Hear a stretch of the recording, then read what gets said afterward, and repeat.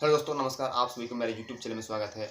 और आज हम बात करेंगे एक पीएफ अकाउंट यानी कि एक यूएन नंबर आपको कितनी तरह का पेंशन की सुविधा हमें प्रदान करती है। तो आइए जानते हैं इस पूरे वीडियो में कि हमें एक यूएन नंबर हमें कितनी तरह का पेंशन की सुविधा प्राप्त करती है।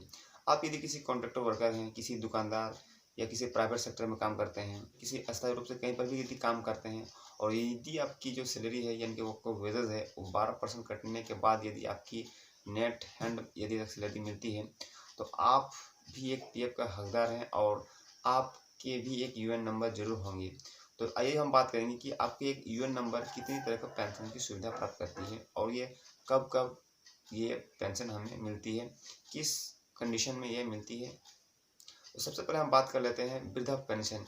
यानी यदि आप किसी कंपनी में या कहीं भी ऐसे अस्थायी कर्मचारी हैं या वर्कर हैं और यदि आपने 10 साल तक सेवा की है और 10 साल करने के बाद यदि आप कंपनी को छोड़ देते हैं किसी कारणवश, जब आपकी 58 साल उम्र हो जाएगी तो आप एक पेंशन का हकदारी होते हैं।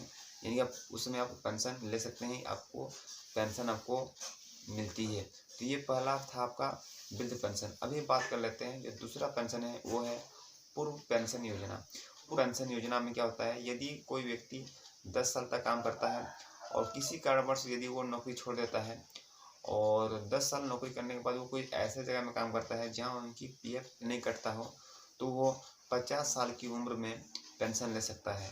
बशर्ते बात ये है कि जैसे इनका नियम है पीएफ का कि 58 साल में आपका पेंशन मिलता है।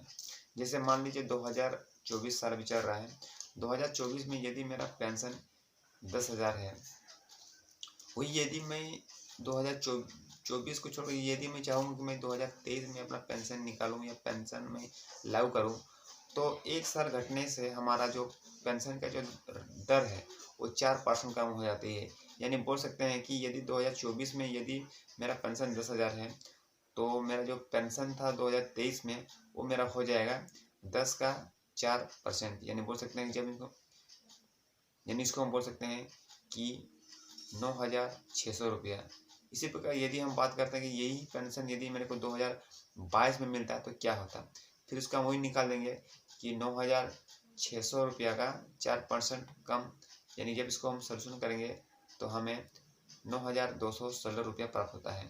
तो इस तरह से वो जो उनका जो रेशियो है, उनका जो दर है वो घटते जाएगा 50 साल तक। तो फिर भी ये पेंशन आपको कम राशि मिलती है। ये हो गया आपका पूर्व पेंशन योजना का तहत। इनका तीसरा पेंशन है वो है आपका विकलांग पेंशन यानी विकलांगता पेंशन। यानी किसी भी कारणवश यदि आपकी कुछ काम करते हुए कुछ ऐसा रोग या कुछ ऐसा एक्सीडेंट या ऐसा इंसिडेंट हो जाता है कंपनी में जिसमें आप काम नहीं कर सकते हैं, तो उस अवस्था में ईपीएफओ है आपको पेंशन देगी। चाहे आपकी जो सेवा वो 10 साल पूरी हो या ना हो, आपकी पेंशन लेने का आप हकदार हैं, आपको पेंशन मिलेगी। ये था उसका तीसरा पेंशन। ये चौथा पेंशन है वो है आपका विधवा पेंशन और बाल पेंशन। विधवा पेंशन ऐसा बोल सकते हैं यदि आपकी उम्र रहते हुए, आपकी सेवा करते हुए यदि आपकी मृत्यु हो जाती है तो आपकी वाइफ को पेंशन मिलती है, जिन्हें विधवा पेंशन के नाम से जाने जानते हैं। और इसके अलावा यदि आपके बच्चे हैं और यदि आपके बच्चे छोटे हैं तो 25 साल तक उम्र में आप मतलब 25 साल तक की उम्र तक आपकी बच्चों को पेंशन मिलेगी। यदि आपके पास 2 बच्चे हैं तो पहले बच्चों को पेंशन मिलती रहेगी जब तक उम्र उसकी 25 साल ना हो।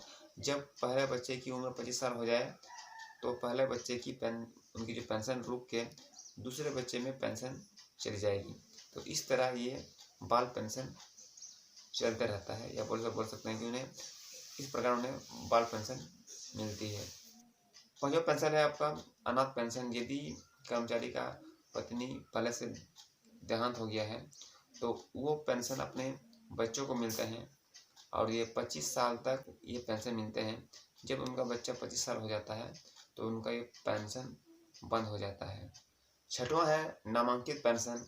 यदि कोई कर्मचारी नौकरी करते हुए उनकी देहांत हो जाता है और उनकी घर में कोई ऐसे व्यक्ति जीवित ना हो तो उनकी फॉर्म में जो जिनके नाम पर वो एस्पॉन्स होता है, यानी उसके ई नॉमिनेशन फॉर्म में जिनका नाम होता है, उस व्यक्ति को उनकी पेंशन मिलती है।